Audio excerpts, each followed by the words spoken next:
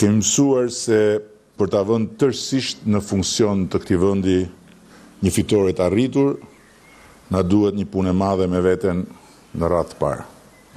Përsëri këtë herë, po akoma më shumë se çdo herë, me ende më shumë thellësi dhe vendosmëri, duhet ta nisim nga vetja për ta ndarë mendjen si duhet mbi disa gjëra që duhen parë ndryshe, duhen kuptuar ndryshe dhe duhen bërë ndryshe.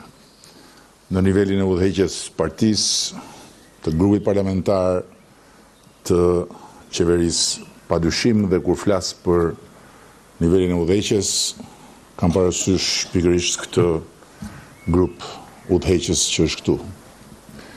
Na duhet me dorëmos një mirëkuptim i plot brenda nesh për të siguruar dhe pastaj për të siguruar popullin shqiptar, si edhe familjen e Bashkuar Evropiane, me fjalë të përputhura me veprat se ne do ta përdorim fuqinë e jashtëzakonshme të mandatit 4 në radhë të parë si një fuqi të madhe vetkorrigjuese.